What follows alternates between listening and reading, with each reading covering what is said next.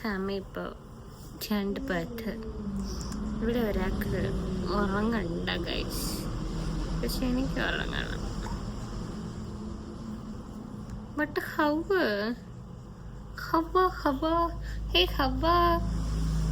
തന്നെ കിടന്ന് കളിക്കല്ല, നമ്മൾ എന്റർടൈൻ ചെയ്ത് കൊടുക്കണം. അവൻ്റെ ലുക്ക് ഫുള്ള് പോകുന്നത് അങ്ങോട്ടേക്കാണ്. അവിടെ നോക്കി കാര്യം പറയുന്നു, അവിടെ നോക്കി ചിരിക്കുന്നു, കണ്ടില്ലേ? അപ്പോൾ അത് കഴിയുമ്പോഴത്തേക്ക് അവൻ നമ്മുടെ അടുത്തേക്ക് വരും. അപ്പം പിന്നെ നമ്മൾ അവനെ എൻ്റർടൈൻ ചെയ്യണം. പിന്നെ നമ്മൾ എങ്ങനെ കിടക്കും?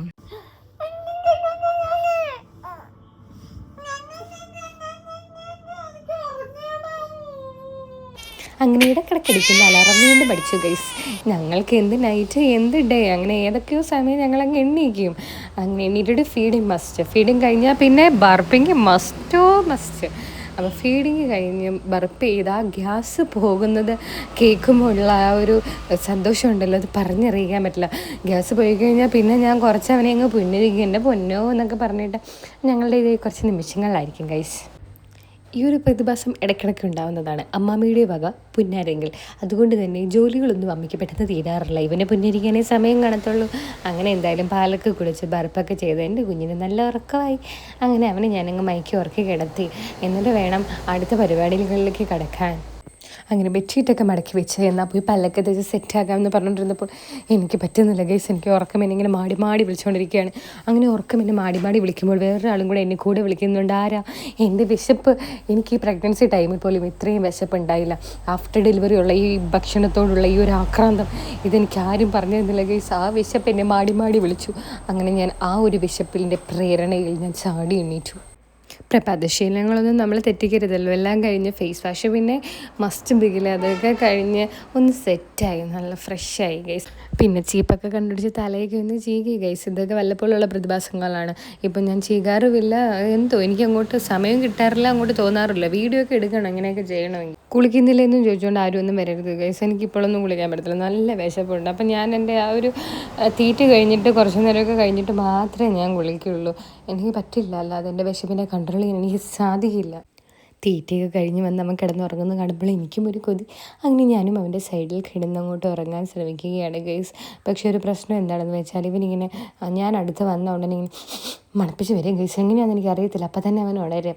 അങ്ങനത്തെ ഒരു പ്രതിഭാസത്തിലാണ് ചെറുക്കൻ. കണ്ടോ? പിന്നെ ഞാൻ അവനെ ഉറക്കാൻ കിടന്ന കഷ്ടപ്പാട്.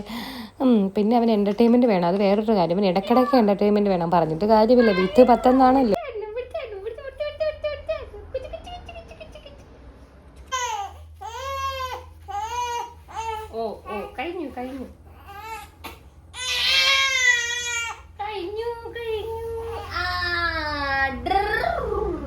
ചിരിച്ച് കൊതിച്ചിടേണ്ട, കൊതിച്ച് വളച്ച് മെനക്കിടേണ്ട, അതിന് വേറെ ആളെ നോക്കണം,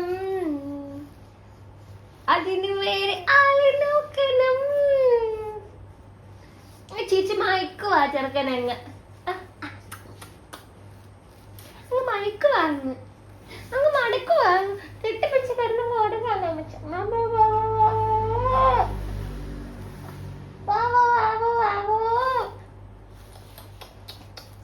ഇപ്പൊ പാല് കുടിച്ചല്ലേ ഉള്ളു, പിന്നെ എന്തിനാ കൈ വായിക്കാത്തിടുന്നേ?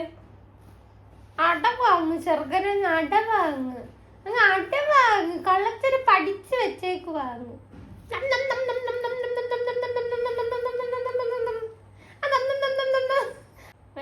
വേണമെങ്കിൽ അമ്മ പാപ്പ വേണമെന്ന് പറ, അങ്ങനെ പറയണ്ടേ, അങ്ങനെ പറഞ്ഞ അമ്മ തരില്ലേ. അവനെ ഫീഡ് ചെയ്ത് ഞാൻ അമ്മേനെ ഏൽപ്പിക്കും കേട്ടോ. പിന്നെ അമ്മയാണ് അവനെ കുളിപ്പിക്കുകയും കാര്യങ്ങളൊക്കെ ചെയ്യുന്നത്. അപ്പോഴേക്കും ഞാൻ തലയിൽ എണ്ണയൊക്കെ തേച്ച് സെറ്റാകും. പുറത്തൊക്കെ ഇറങ്ങിയിട്ടാണ് ഞാൻ ഇതൊക്കെ ചെയ്യാറ്. കാരണം റോഡ് സൈഡാണല്ലോ, ആൾക്കാരൊക്കെ വന്നും പോയിക്ക് നിൽക്കുകയും റോഡിൽ കൂടെ പോകുന്നവരടുത്ത് കാര്യമൊക്കെ പറഞ്ഞിട്ട് വിശാലമായിട്ടാണ് എൻ്റെ എണ്ണതേപ്പ് എന്നൊക്കെ പറഞ്ഞാൽ.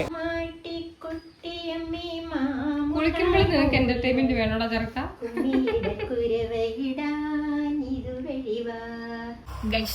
കുളി കഴിഞ്ഞാൽ ഉലുവാക്കഞ്ഞി മസ്റ്റ്. അത് അമ്മയുടെ ഒരു ചിട്ടയാണ്. ഇതിൻ്റെ അകത്ത് ഉലുവയുണ്ട്, പയറുണ്ട്, പിന്നെ ഏതോ ഒരു സൈസ് അരി അതിട്ടിട്ടാണ് ഈ കഞ്ഞി വെക്കുന്നത്. പിന്നെ ഞവരയുണ്ട്, തേങ്ങാപ്പാലുണ്ട്. ഈ തേങ്ങാപ്പാലൊക്കെ ഒഴിച്ചുകൊണ്ട് നല്ല രുചിയാണ് ഗൈസ്. ഞങ്ങളുടെ വീട് റോഡ് സൈഡിലാണ് ഗൈസ്. അപ്പം കണ്ടില്ലേ എന്തൊരു സൗണ്ടാണ്. വീട്ടിനകത്തുള്ളവര് തന്നെ അപ്പുറം ഇപ്പുറം സംസാരിക്കണമെങ്കിൽ ഒരു വണ്ടി പോയിട്ട് ആ ഗ്യാപ്പിൽ വേണം സംസാരിക്കാൻ. Very horrible guys. അതും ഈ ഞങ്ങൾ തമിഴ്നാട് ബോർഡറാണ്. അപ്പൊ ഇതിലെ കൂടെ പോകുന്ന വണ്ടികളൊക്കെ ചെറിയ ചെറിയ ലോറികളാണ്.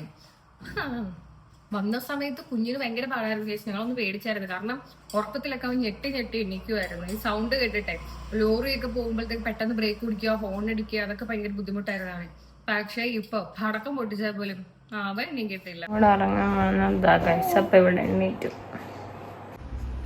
കണ്ണീ ഉറങ്ങുറങ്ങ് പൊന്നോമന കുഞ്ഞേ ഉറങ്ങുറങ്ങ്, കണ്ണനെ കണ്ടു കണ്ട് ചിരിച്ചും കൊണ്ടോ മനമുത്തുറങ്ങ്.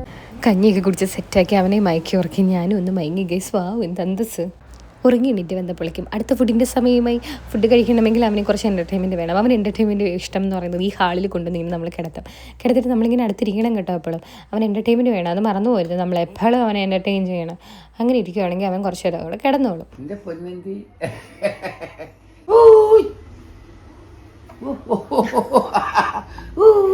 അപ്പൊ പോട്ടെ.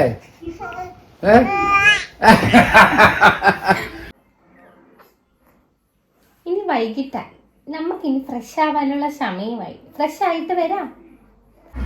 നടുചിറ്റി നഗരം ചുറ്റി നടവഴി നാല് ചുറ്റി ഏഴര പൊന്നാനമേലേ എഴുന്നള്ളിവാ. മതിയാ. നാടുചുറ്റി നഗരം ചുറ്റി നടവഴി നാലും ചുറ്റി.